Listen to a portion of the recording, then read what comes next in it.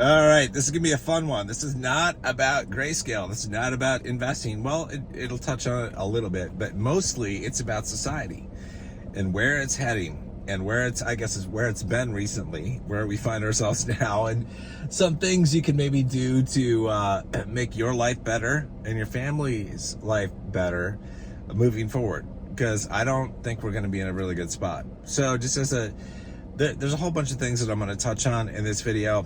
The economy, I'm going to talk about the justice system, I'm going to talk about the taxation system and the IRS and socialism and all that kind of stuff, and how I look at it, how I see things, and where I hope we don't end up going, but I think we're heading there. So anyway, so this video was kind of prompted by Trump getting convicted on all counts, basically without a full jury verdict, which I don't know how they pulled that off. I didn't know that was possible to do that, but they did that. Clearly, it was politically motivated. It just destroys my trust in the justice system even further. And it's like, it just, I've seen for a number of years where the justice system just is like, it's corrupt. And it's not a good system at all. Not a fair system. If you're a guy, for example, and you get accused, by a woman of sexual misconduct, let's just call it, well, you're guilty immediately. You have to prove yourself to be innocent. We don't have this thing. People always say that, oh, you're innocent until proven guilty. Bullshit. I tell you what, like, if the IRS accuses me of something, I'm guilty automatically. I have to prove myself innocent. If some woman accuses me of something, I'm guilty until I can prove myself innocent. So it's not innocent until proven guilty. It's guilty until proven innocent. That's the way this system works. I read some article, some dude, unfortunate dude, got sent to prison for like 28 years because some woman had a fucking dream that she was, raped in her dream.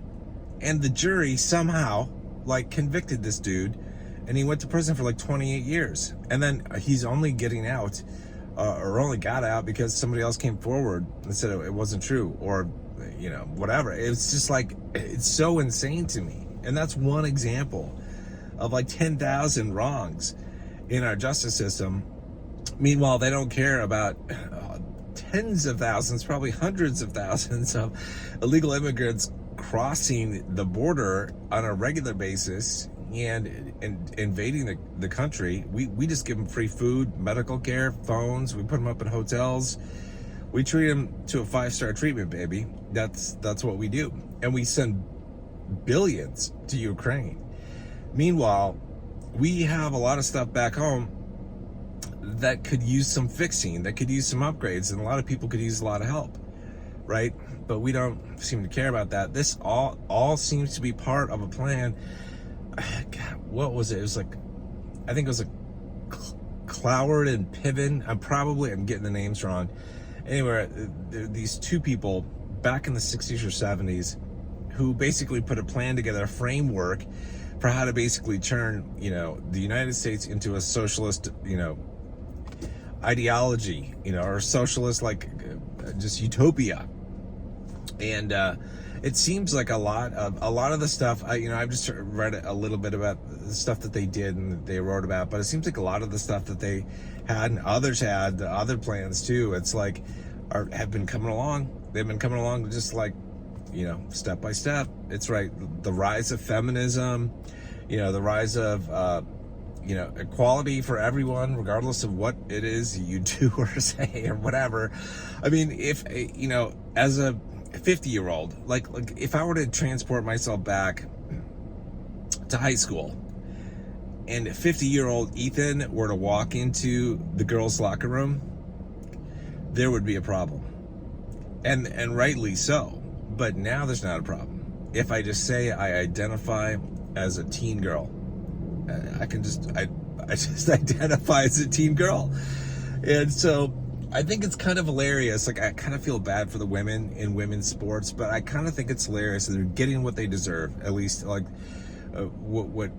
women as a whole deserve with the feminist movement, is that they have these guys coming in, biological males, kicking their ass in different sports. And it's like, okay, well, you guys were pushing for this. It's like, so I guess you get what you deserve. So that's kind of hilarious. But we have, on serious problems, like we have an incredible issue. I'm going to go on a lot of different directions here, folks, in this video, but like we have an incredible issue with the economy, and with inflation is crazy. It's crazy. I've been watching a lot of videos on the economy and inflation, and just like what, for example, it took to buy a house back in 1980 versus today, and what somebody's take-home pay was in 1980 versus today. And it's startling. Our parents had no problem buying a home back in the 80s, right? But it's like it's a lot different now. It's a lot different now. And even if somebody can qualify for a loan for a home, doesn't mean they can necessarily really afford it, given all the other expenses that are part of life, right? So we have this huge issue where a good portion of the middle class is just basically broke, and a lot of them are in debt. And it's really unfortunate. It is not a good thing for this country for us to be able to move forward. It's not.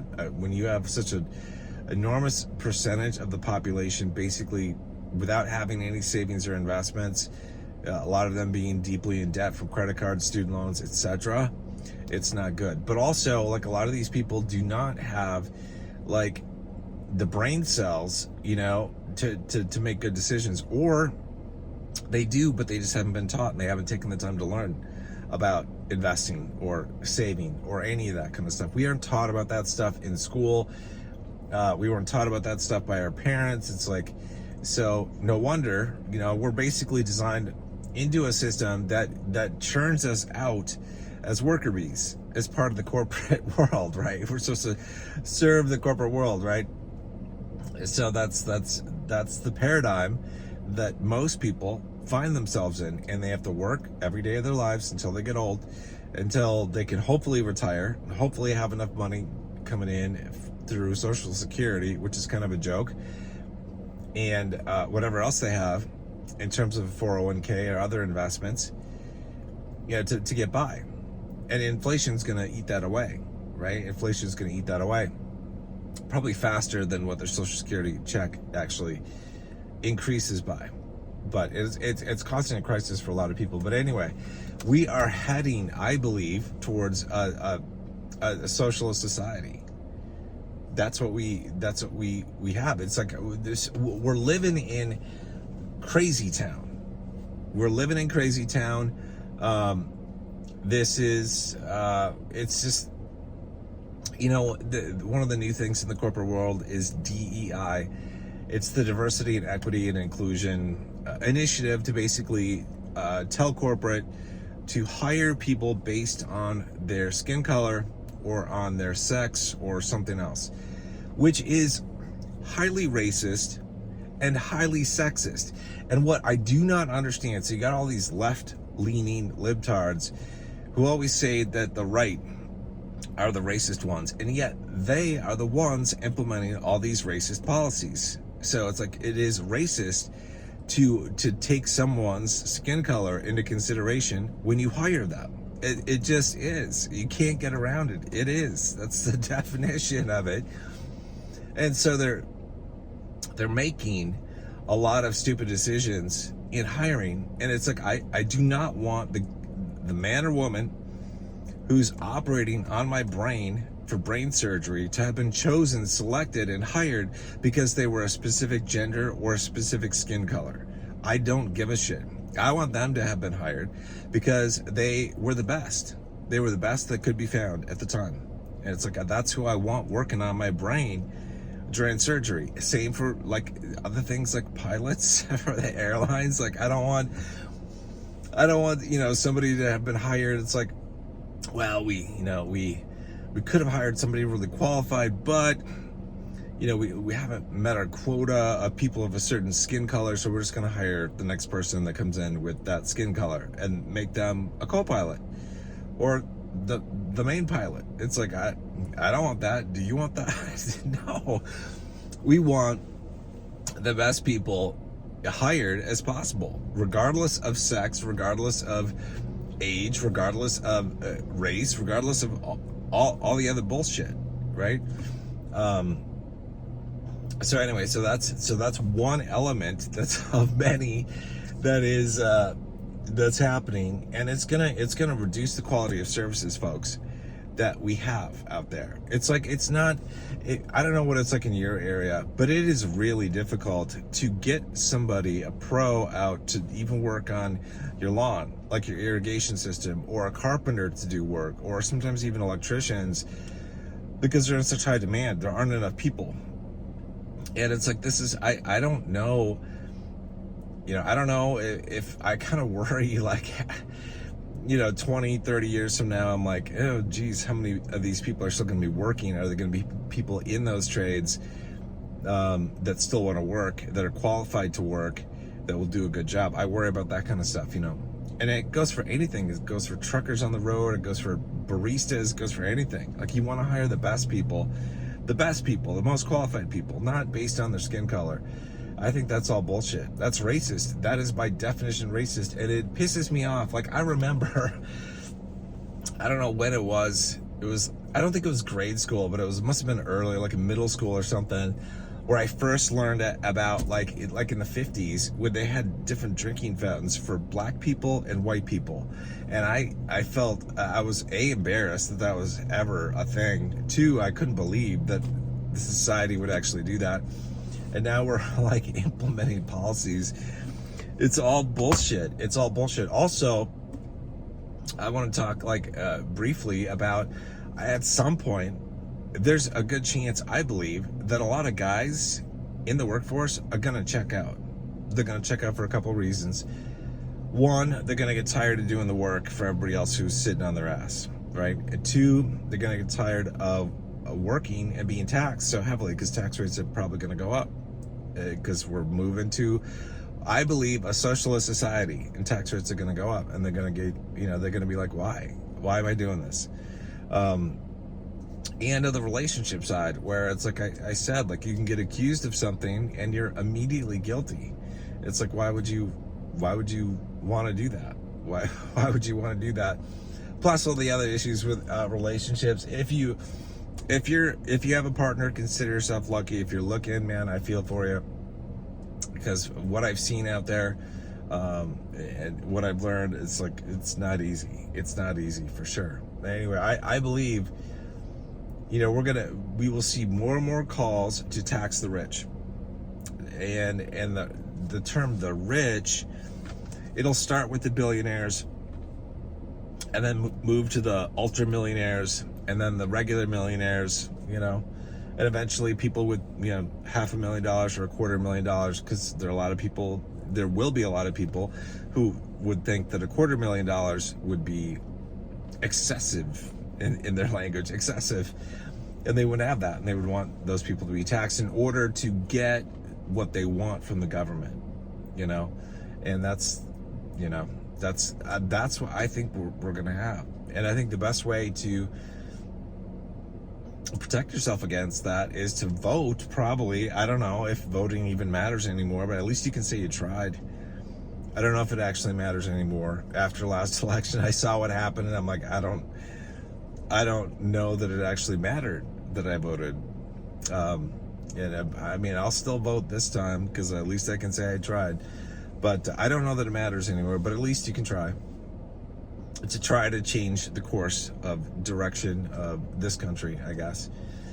And also just make as much bank as you guys can. Obviously, we're going to make good money, I think. We should be able to make really good money in this grayscale run. And, if you save enough of it, you obviously want to spend some on yourself to celebrate and do some really good things for yourself and your family.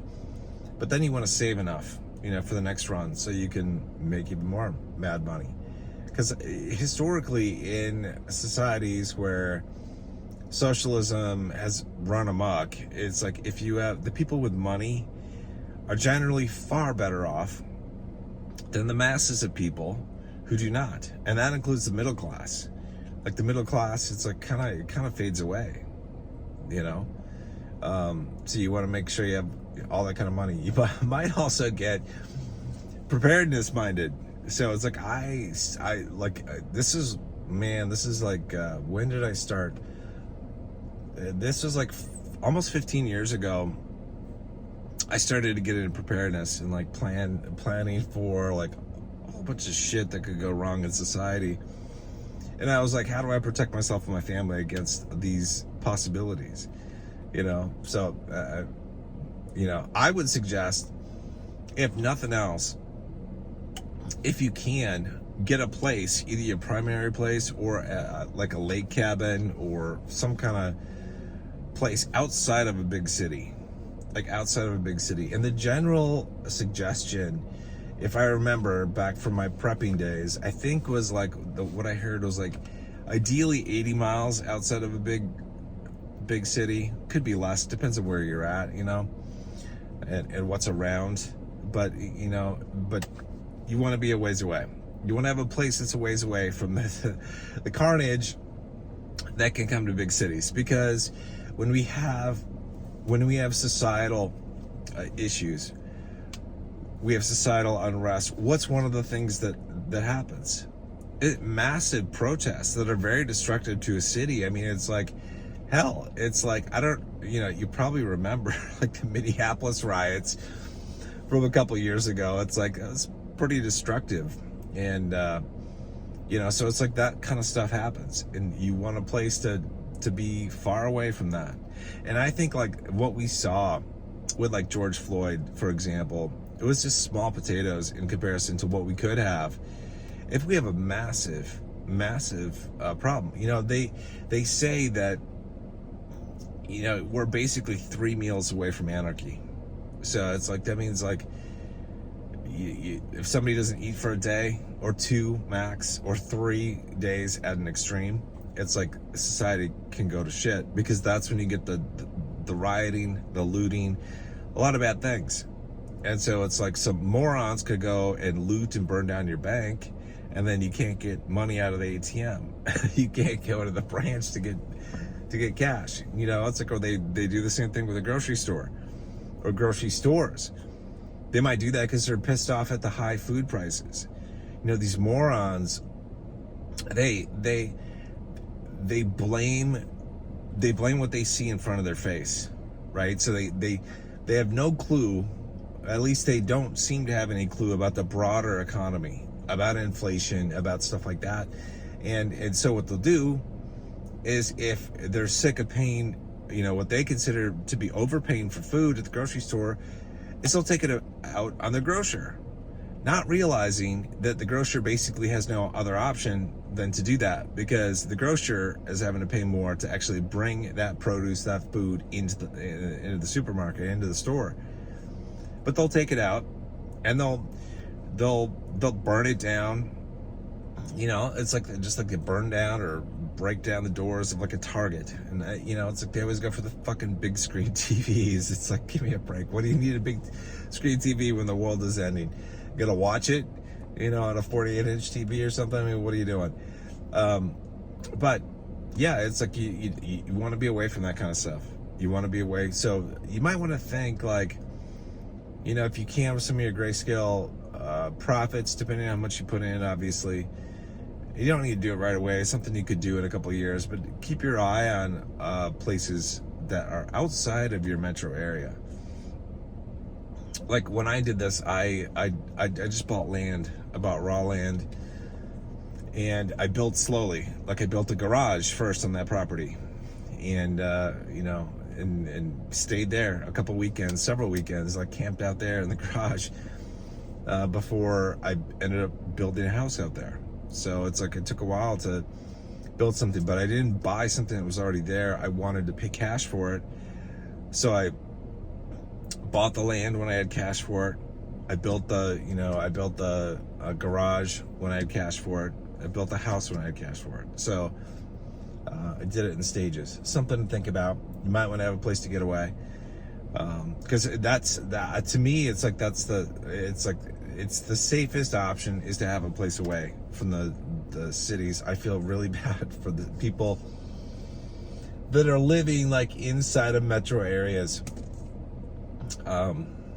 You know, especially like in these high-rise apartments, it's like I would never, you would never catch me there. I would never want that if we ever have a problem. And I think we're gonna have problems. I think we're gonna have problems. You know, there can be, there's political unrest. I don't even know if Trump is going to be able to run for president after today's conviction. I have no idea. Hopefully. But let's say he runs and he wins. Okay, just take that in for a moment and picture all the potential riots we could have. We could have a lot of riots. Yep, we could absolutely do. I could absolutely see that. So it's like, come November, we could have riots. The good thing is November starts to get a little chilly, so the riots don't tend to last so long. Riots generally don't happen when there's snow outside in the winter, like if you're in the upper portion of the United States. But yeah, it's mostly in the summer. Anyway, it's that's kind of, I talked about a lot of things here, but I think a key thing I just want you to remember, if you're still watching, is just make a ton of money, as much money as you can, more than what you think you need, because it gives you options. Money gives you freedom. I've said this before in videos. Money gives you freedom, and the freedom to move, you know, freedom to eat the food that you want, freedom to travel, freedom to buy a second house or a lake home or cabin or whatever, freedom to do that. You know, so it's a facilitator for the things in life that matter, you know, not that matter the most, because it's like the people in your life matter the most, but a lot of the other things in life that still matter, it's like money is a facilitator to help you get those things, to help make those things happen. So definitely save enough money after this crypto bull run, as much as you can, to stick into the next, to just make super mad money, because I think we're going to make bad money this crypto run. All right, that's it for this video. This is a long one, 22 minutes here. I'll see you guys in the next one. Take care.